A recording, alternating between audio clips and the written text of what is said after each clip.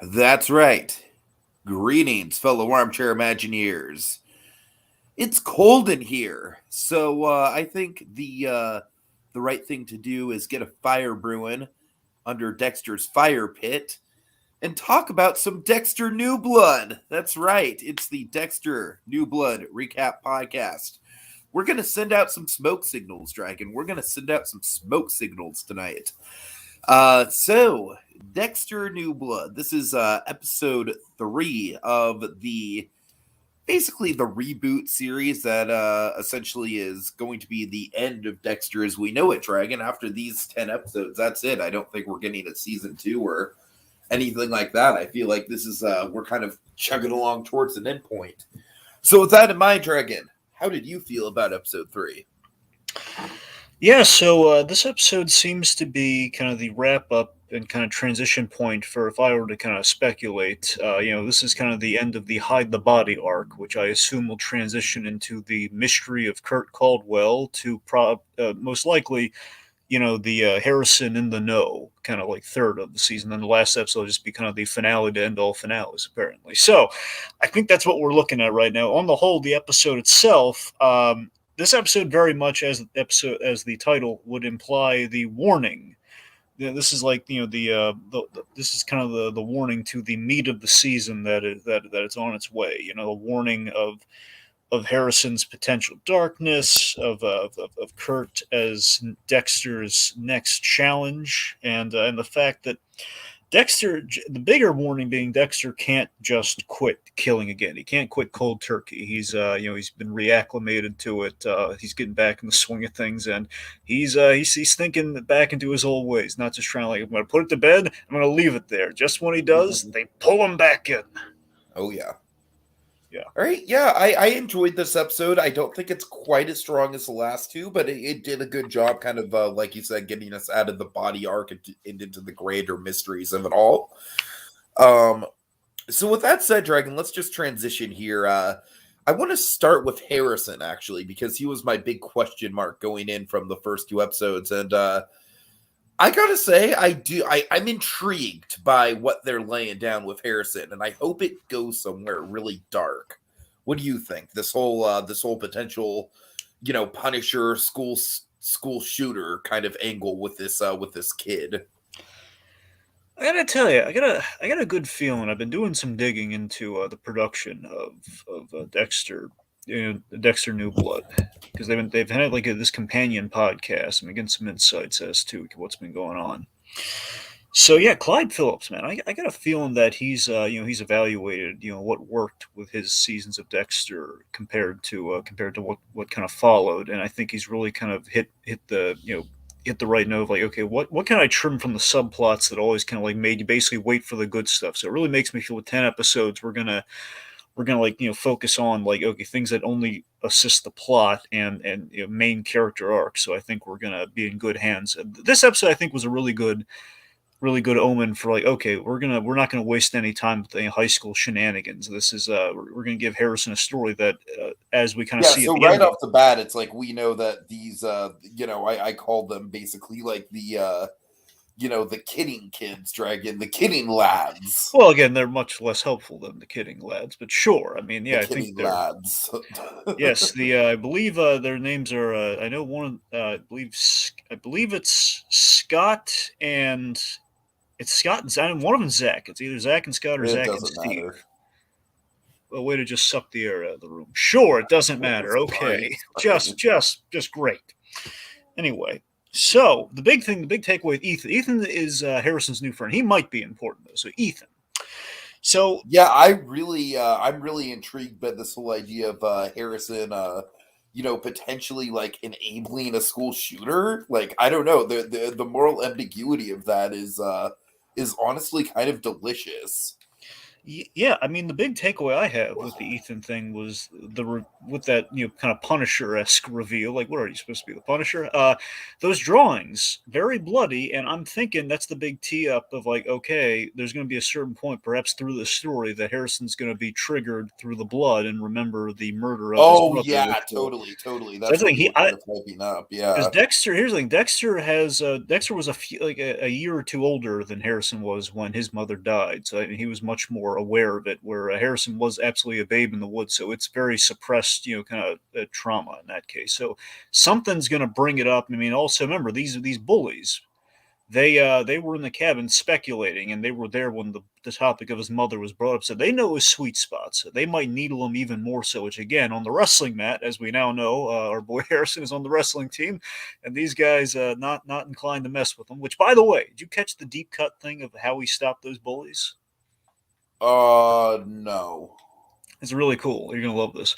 When he did the awesome move, which is really awesome, when they were going to beat up poor Ethan, basically just grabs him by the throat. When that throat grab, that's what Dexter did to Dokes way back in season one. Oh, okay, When nice. he was like trying to get into the shipping container, I think, and he basically like that's how he could overpower Dokes. He did like the little throat, like you can tear your throat out kind of move. Anywho, yeah, so yeah, it's absolutely it for sure. I like the fact that he makes a friend, but it's a troubled one. So I mean, Uh-huh. it's going to be interesting to see how that is, to see if Harrison can perhaps save Ethan from from what's going to happen. It'll Or be more interesting. intriguingly, if he can't. Yes, yes, and of course, Harrison kind of having his own kind of albatross with instead of like Dexter going up against a serial killer, it'd be kind of, can Harrison kind of stop a friend, so to speak, perhaps, Exactly, like as the exactly. B plot, which could be interesting. Yeah. All right, so should we talk about Deb going full Bates Motel? Okay, I gotta tell you, like I'm not crazy about the more over the top side of Deb. I don't know. Now, to be fair, I think this episode Deb got a little too over the top for me. What do okay. you think? To be fair, now I wanted to look into this. I didn't get around to it. It's either Tiki. I'll bet you all King Mice is silver. It's in season two. It's either seasons two or three.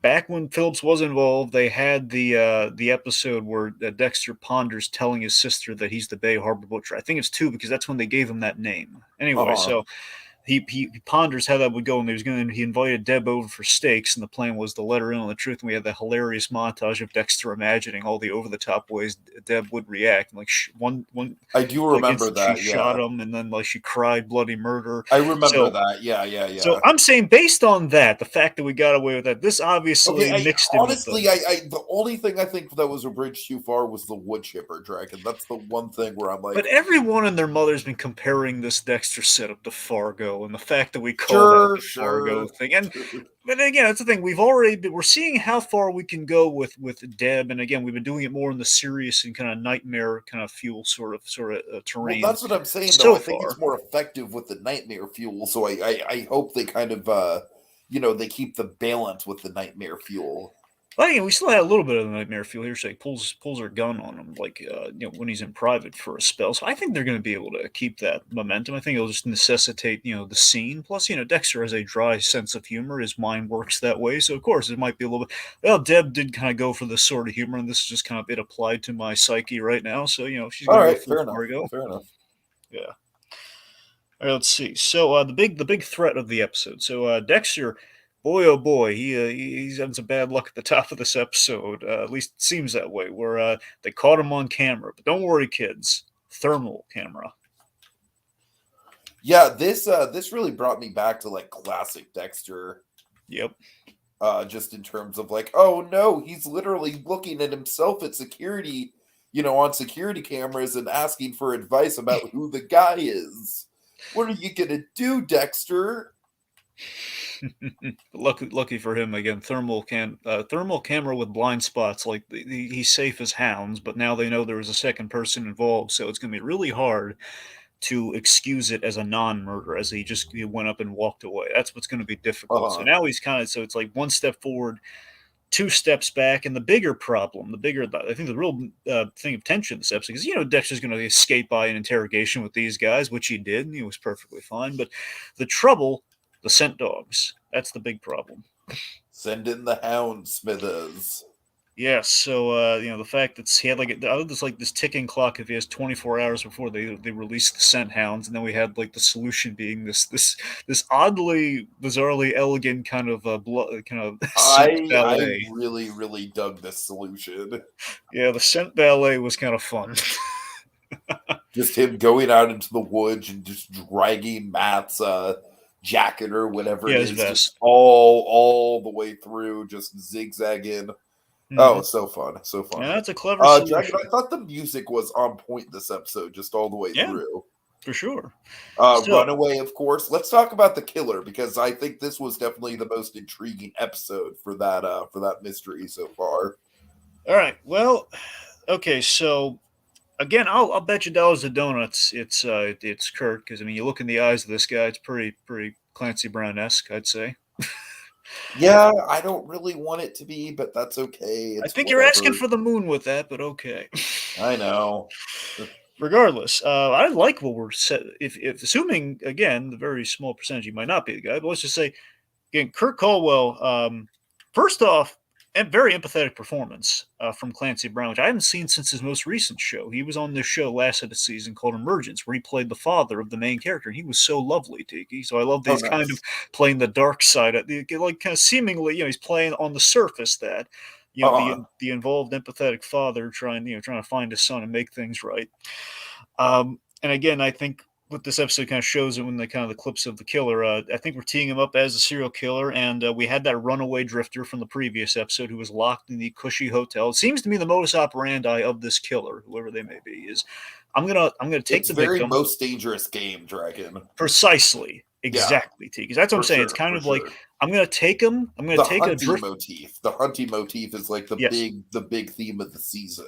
precisely. So it's basically taking the like let's take we're trolling for the victim, as in like a runaway or a drifter. We're gonna lock him in a cushy hotel, let him get all comfy and fat, and just lull the sense of security until they realize they're locked in there, and It's then they're almost gonna kind get of like a Hansel and Gretel sort of situation in a sick way. yeah, yeah, in a way, and I like that it's kind of again, it's like first lull them into that false sense of security, and then the panic will set in. And then they're going to be again like pretty much their willpower will be wore down, and then you set them free, and again for an almost dangerous. It's pretty clear shots. I have to be a really bad hunter if it was going to go full most dangerous Yeah, game. But yeah, yeah. as I'm saying, it's very. You're right though. It's absolutely invoking most dangerous game. At the very least, he's giving him a head start like a hunter. He's giving him a head start like a fox hunt or something.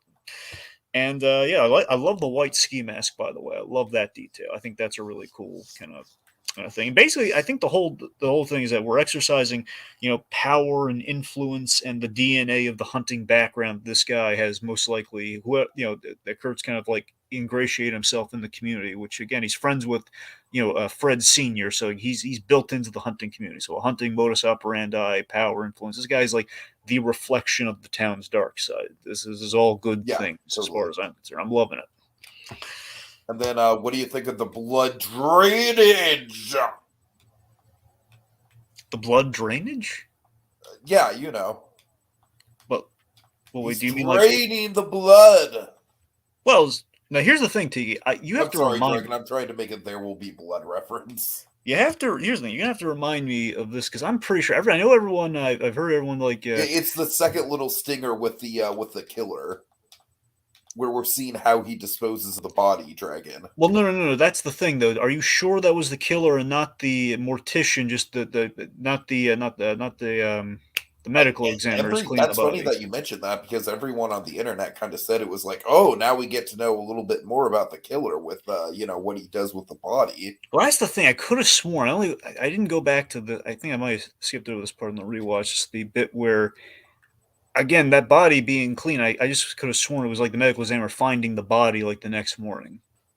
I don't I know. could be wrong though. I mean, again, I was hoping you could, kind of Well, like clarify I that. said, Dragon, by all intents and purposes, what I've heard is that it's the killer. It's part of the killer Well, storyline. that would also make sense for you to make how he would not get caught. So either or, we'll see. We'll see. Because I mean, eventually they have to find the body. So Yeah.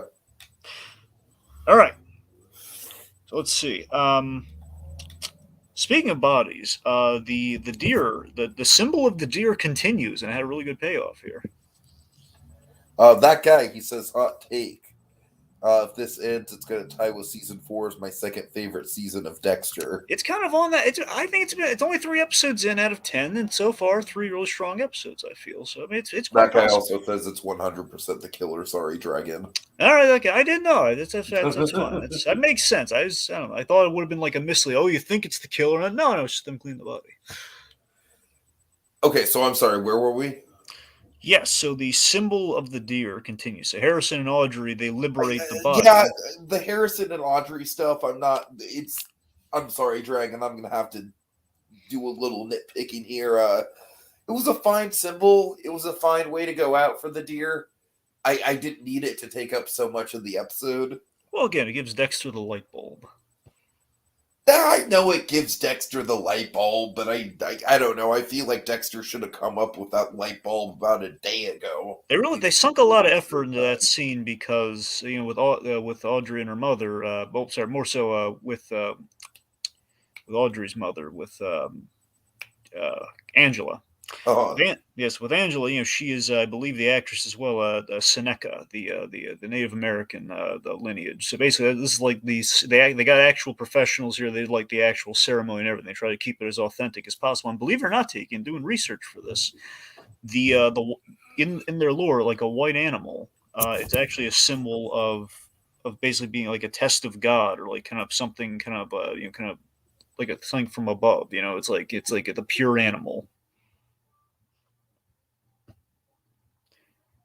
So, like how Dexter was kind of put to the test of his purity, and of course the murder of this thing set him off. So one could, kind of draw the parallels there. So again, they did the research from the divinity of the white animal. So yeah, definitely. Right. Let's see. So, but also with the episode title symbolism, the smoke signals of it. Also, I love that the car broke down, had a little bit of a smoke signal there. You had again Dexter being under under scrutiny, and of course the had the tribal ceremony going on there. And then, of course, the very end. Yes, the new method of I love how it's like there's literal smoke, there's literal ash of his son, as smoke is as Kurt himself is sending out, kind of like in his own way, like weird mixed signals. I love the irony of that so much. I just love the ash snowfall. It's such a twisted detail. Back with Maddie, he's fine. Such a twisted detail. My God. Let's see, but so Dexter's new method of disposal. I love that it's the opposite of water, which he's done for 8 years. yeah, because it does make sense. And you thought maybe the fire pit, but it's just gonna, it'll be how he does it now. It's pretty clever. So here's something. Here's a little morbid thing too. Yes. Now here's something to file away. Now we'll see. This could be a fumble point for the season, so be aware of this. So the other, I believe what they're going for. I think it's pretty obvious the bad guy is going to be Kirk Caldwell, but that's just me and a lot of people. Regardless, Edward Olsen is the other. He's the red herring of the season. So he's like the oil guy that Audrey doesn't like. Now, Edward Olsen, again, like they stopped by when the car was pulled over and making the point life's complicated. I think he's going to be kind of just using the equivalency here. He's going to be like our Court of Owls exposition guy. He's going to tell us about all the twisted. He's going to be our way of learning all the bad stuff Kirk Caldwell has done. So I think Edward's going to kind of serve that role. But regardless, I think for all intents and purposes, he's a red herring. Now, depending on how much time and effort we apply it, that's what I'm worried about, because I think it's kind of obvious he's going to be, Caldwell's our guy. So we'll see how that goes. Oh, by the way, I have something I need to tell you. Yes. So our buddy Joshua Thomas, he got back to me with something in regards to this season of Dexter. A really great kind of feather in our cap. There is an actor on Dexter New Blood that he knows. Oh dear, tell me. So David McAdoff, if I'm saying that right, McDoff, the guy who plays Teddy Reed, the cop with the mustache. He's like the only one with the mustache. Oh yeah, I recognize him. So that guy did improv with Josh at UCB, and was on the Eartime podcast with he and Austin Boyce. Hey, what do you know? That's great. Yeah. All right, let's see. I'm trying to think if there's anything major we didn't cut. I think we're still waiting for Josh to pop up in Better Call Saul as Howard Hamlin's go-getter intern. The new Charlie Hustle. Exactly. Oh my God. Okay, so dude. okay.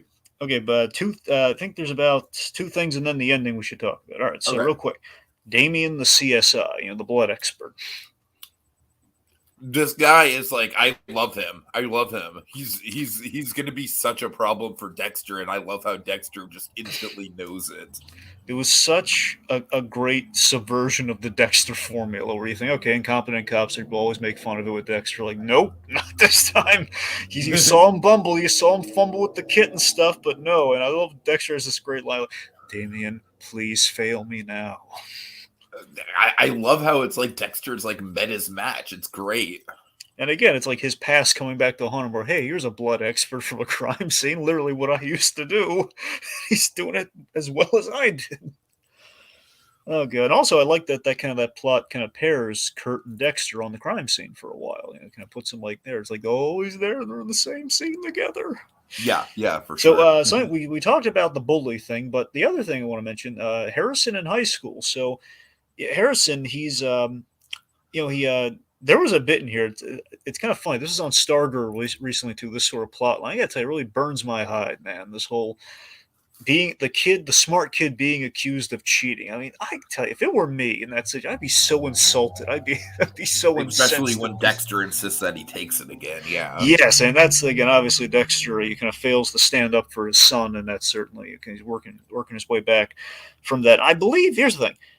Dexter absolutely loves his son. That's a big thing for Dexter because again, like the people he truly loves in this world, you can count on one hand in terms of like genuine attachment versus like kind of a fondness. Like he does love his son, but that's why he did what he did, faking his death and everything. So I think the fact that him in the position now of like he never thought about child rearing or the high school years. The high school experience is something he's completely unprepared for, which is why he's dropping the ball in this situation. I think he would have been on his side, but he's just kind of he just wants to. Okay, I have other things to worry about. Sure, he'll just take it again so we can get back to the other thing. That's what he's thinking about right now. So. Yeah. Also, it was real trippy. Again, another kind of mother Bates Motel thing when Deb just kind of is on the teacher's face. That was pretty creepy. Yeah, that was a pretty Bates Motel moment for sure. Not And gonna again, lie. Dexter's lie is starting to catch up to him here. The whole like, wait a minute, where were you after? Where were you for all those years? There'll come a break. He had his reasons. Dragon, I have not gotten around to watching Hawkeye yet, but I'm very excited for Vera Farmiga and Tony Dalton in the same show. Oh, you should be. A little bit of Better Call Saul Bates Motel crossover action. Love it. Oh yeah. All right. Anywho, let's see. Okay. They play a couple, don't they? You want me to tell you? Yeah. Yes. That's what I thought. That's Oh, that's awesome. It's like, no, don't fall for Lalo. Don't do it. Oh my god. All right. He's evil. Don't do it. He's Lalo. Anyway. He killed Fred. Oh my god. Wow. At the transfer wire, he killed Fred. Anyway. All right. Okay, let's see. I'm trying to think if there's another major thing. Okay, I think we covered that. So I guess just the ending. Yeah, I mean, just the ending with Kurt is just a total mindfuck, Dragon. I totally didn't see it coming. Right. Oh, Tiki, before we get to it, you want to read some comments? Yeah, sure. So that guy says, I can't wait for Dexter to realize he's not the only killer in town. Dexter in his head, I'm used to dealing with incompetence. This guy's going to be tricky. And Dexter loves his son. The problem is that he's Dexter. Indeed. Exactly. All right. So, yes, that last scene. So Dexter, again, he's in the clear until... It really threw me for a loop, Dragon. It was a good twist. It was. I have a theory about what's going on there. So Dexter's in the clear until he finds, a drunken Kurt. Now, I assume that Kurt is establishing an alibi of sorts here. He's establishing not that like he would have, obviously he didn't kill his son, we know that, but he's establishing an alibi so they can close the book. Because I think Kurt, assuming basically Kurt wants the police out of the area as much as Dexter does. That was the read I got on it. Yeah, essentially what I think is going on, Tiki, is that Kurt, especially if he's the killer, Kurt knows, okay, clearly my son has been killed. I'm going to exact revenge, but I can't have the police, still looking for my son and bothering me and cladding her. Yeah, Also, yeah, right. or the other way is more in line with what I think you're putting out, is that the longer this investigation goes on for the son, I kind of iffy that we don't know how much he really cares about his son, It because could his son, honestly be a little of both. that's what I'm saying. Like his son, the way his son spun is that his father was really distant from him and everything. So for all we know, he's just feigning. Like he could be, man, he could be wonderfully feigning the okay, I'm blanking on the director's name, but do you remember who directed It's a Wonderful Life? It's Frank Capra, right? Oh yeah, right. Yeah, the Frank Capra speech at the end of Sure, at the sure. end of his introductory episode, like, "Come on, guys, let's band together, find my son." Oh God. So he's And I mean, obviously, props to Clancy Brown, because this scene just kind of keeps you on your toes, because you just have no idea what he's playing at. it's so well acted. He's faking being drunk right now. Totally, So that's what I'm saying. yeah. So either again, just the killer in It's him like wants several glorious layers of acting on top of each other. for sure. So regardless, he's establishing an alibi just to kind of deter the police for either it's the reasons of I want to kill the guy myself, or okay, well, we gave it a shot looking for my son. Now I want to get him to not look around the area. So when I hunt women like I did earlier, I don't have to worry about the cops poking around there too. So I like that guy's theory here. He says, I could see the thing be that Kurt is different from Dexter and that he doesn't actually care about his son. Yeah, that's a way to which yeah. leans more towards my original idea of him Mhm. kind of just wanting the cops off his back. Yeah, exactly. That's entirely I could absolutely buy that. Mhm. So let's see. So also I love the symbolism with the ending too of I love this chance encounter just as Dexter's out. He gets pulled back and like, hey, a potential new victim who's telling me something very, very suspicious because I'm the guy who killed his son. And just the symbol of he gets into the car, making him his dark passenger.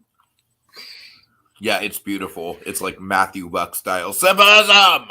So I have a theory about Trinity this season.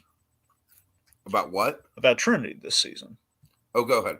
Okay, so I'm betting either next episode, as Dexter contemplates a new target, we were going to see, John Lithgow reappear in his. I'm going to play it safe and assume one episode kind of appearance, or it's going to be right after Harrison learns the truth, in which Trinity's just going to gloat like, Oh, well, I could totally see Harrison having a vision of Trinity. Absolutely, Well, absolutely. I mean, maybe. I guess. Well, I was thinking more so like Dexter's kind of mocking, Trinity mocking Dexter over, I teed this up, buddy. I screwed up your son. You're welcome. Oh my God, dude. Oh, I can't wait. Because remember, this was Trinity's like whole thing just to show him that, no, Of you course, can't of course. Yeah, it was Trinity's biggest move. It was his chess mate. So that's what I'm saying. So Trinity's either going to he's going to appear at a very big turning point. Either like you can't control your monster, just like you always knew, and this guy is your next me, or it's going to be or it's going to be just the Harrison moment, like look at the dominoes falling down, just the way I planned it out, just the train setup, just the way I did, because this thing's all about trains. Imagine if it's just John Lithgow playing with a toy train. That would, because I remember that was big into the last moment where I know that's what I'm saying. Yeah, so it would actually fit. Yeah, I mean, we gave Deb a wood chipper. It's not out of the realm of possibility. Exactly. Okay, let's see. Yeah, that guy says, I seen some guy on Reddit say that Kurt isn't an interesting antagonist, and I just couldn't disagree with more. I think Kurt's in his. They're building him, man. They are. I'm liking the construction. I'm seeing them. I don't even think Trinity was like one of the best TV villains of all time by episode 3. You know what I mean? Yeah. I mean, Trinity again. He was at his apex in. Well, I mean, look. I think he was at his most menacing during the Hello, Dexter Morgan. That was him at his utter. But before that, Thanksgiving was pretty significant as well. All right.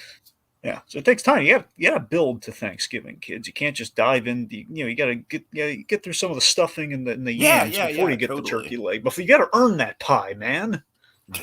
For sure. Yeah, don't let Dexter carve. It's going to be nothing but nightmares. Got to earn that cornbread, Dragon. Yes. All right. A little hint at what's coming up tomorrow. Yeah. Oh yeah. Okay. All right, so let's just I'm taking. Unless you got anything else to theorize, we'll thank the folks and go home. Cool. Yeah. Big thanks to that guy for coming on as always, man. Really appreciate you. And thanks to everyone for watching. It's been a really fun season so far. This week we have got our first two episodes of Hawkeye that we'll be covering. So I did put up polls. So be sure to check the community page for that. Much like What If, we will be ranking the 6 episodes as they come out. So I would really appreciate your guys' participation in that. And yeah, until next one. Have a good night, everyone, and of course, have a very, very happy Thanksgiving to you and your family. God bless everyone. Always have a designated serial killer take you home.